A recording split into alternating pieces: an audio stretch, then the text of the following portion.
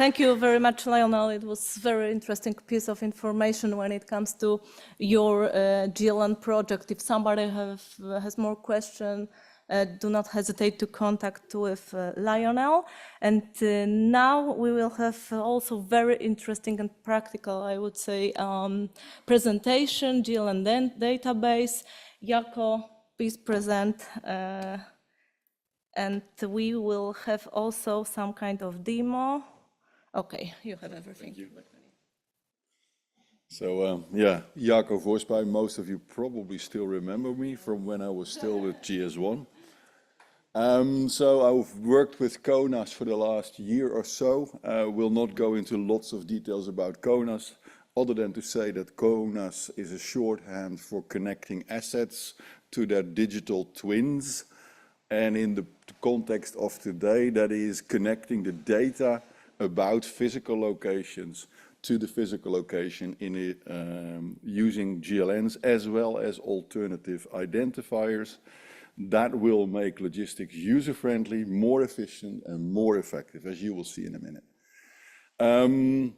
So what we've done, we've created a database. It's available on the web. You will see it in a minute in the demo.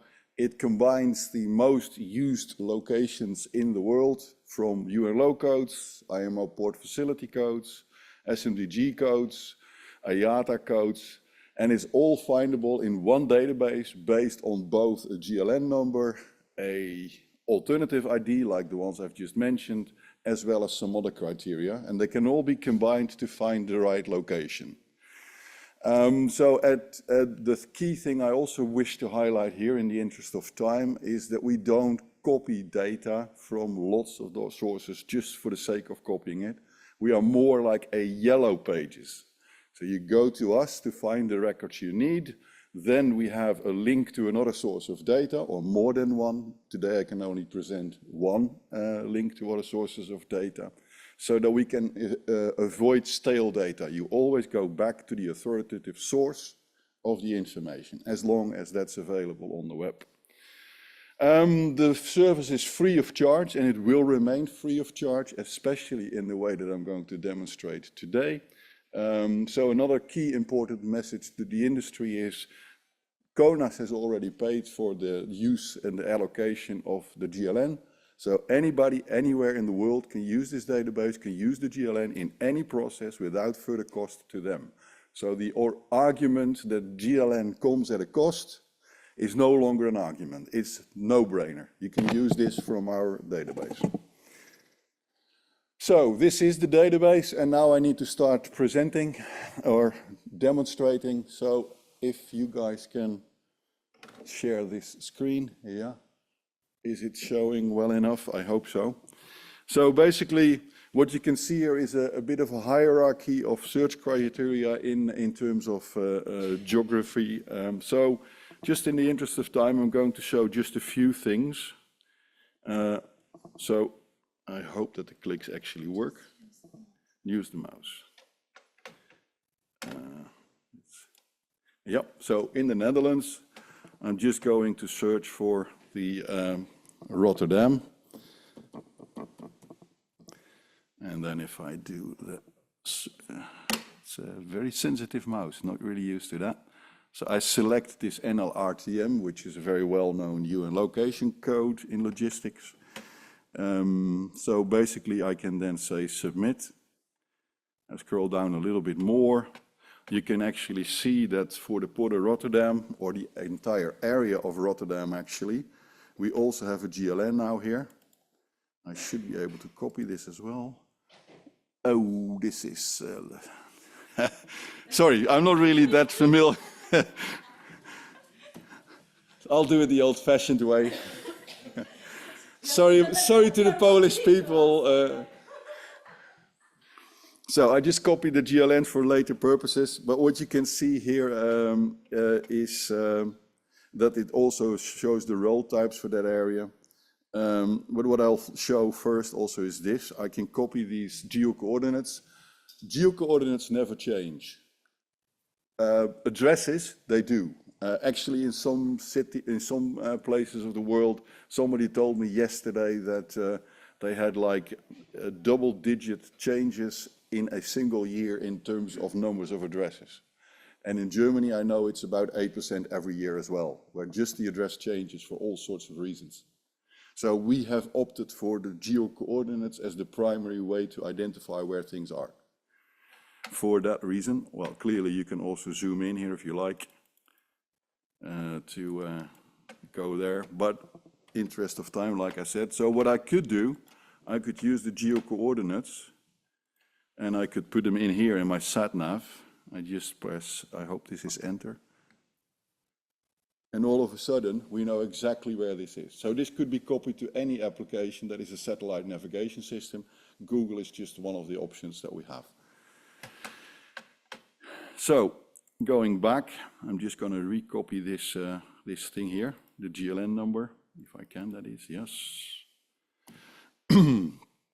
Clear everything. So basically what I've just shown is you can search by name. You could have also searched by the UN low code itself, but I just copied that. Oh, I should not put it in there twice. That's not really the intent.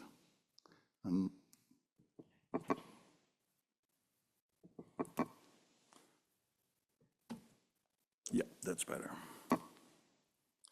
And if I now do the submit, it should find the same record. And here it is. So this is really, let's say, the key message from this database. We can connect any alternate ID key for a location record to a GLN number, and you can use any of those identifiers to find it. And you can also use names and stuff like that to find things. So let me just show you another one, which I think is very important to show you that we link to other data. So I'm just going to clear everything.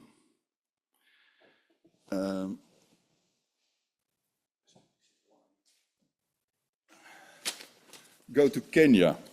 So see, and again, we can search here for the name of that country. We go to Kenya. So not maybe the most obvious choice, it just so happens that this works well for us.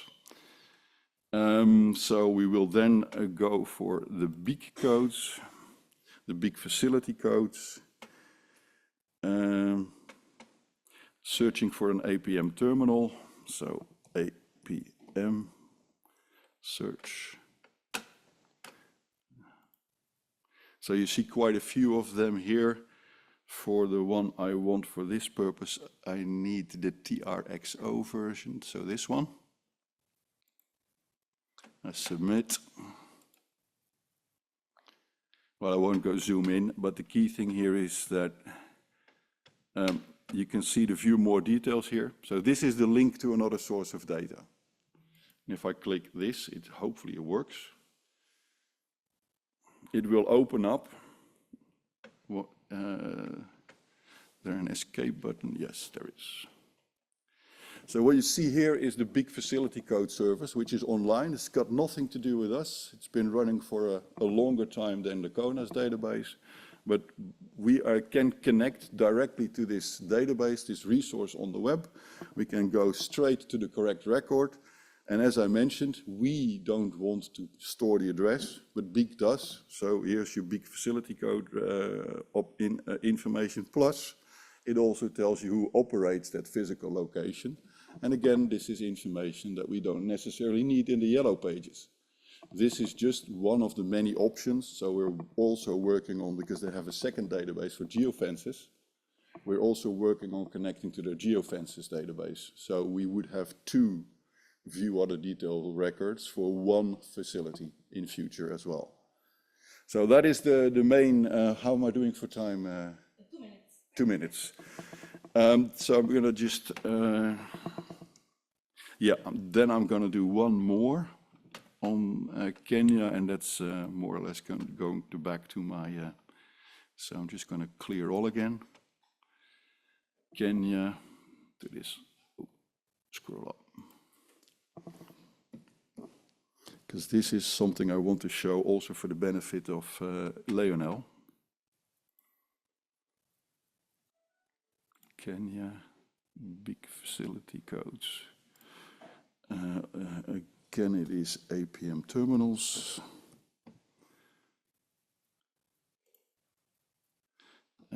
Which one is the one I wanted? HWZX. That's the one. Submit.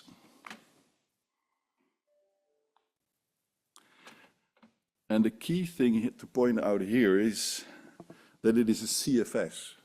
It may not mean much to you guys, but CFS is a cargo freight station. And basically this is a warehouse for consolidation and deconsolidation of goods, in this case transported via maritime mode, via container. The key thing is this is a warehouse. So this database is absolutely not limited to port facilities or anything like that. We can do anything and also any place. So just to very quickly do a final one to underline the point. Netherlands. I live in a place called Veghel, which is just basically in a place in the Netherlands. Go there, submit. So this is to highlight that the URL codes are not limited to what people generally think is ports and airports. This is really all locations around the world of well, at least some size areas. There is about 150,000 records in this database today. We are reaching out to many more owners of location data so that they will also publish their location services in our Yellow Pages services. So we intend to increase this. But the key thing is any location data owner, including MOs, could potentially submit their GLN information into this environment, and it would be searchable, findable, and connectable from this free service. So with that thought that we have an option to really make the GLN available to anybody and everybody in an easy way, I would leave this, I will conclude my 10, 12 minutes. And it is really food for thought, and I would really like for you to reach out to me during the next 3-4 days, because I will be around for more than today, to discuss what options we may have. And I especially invite Leonel that we have a bit of a sidebar. So thanks for your attention. Who's next? Are you next, Heinz? Yeah. So we can go back to the presentation.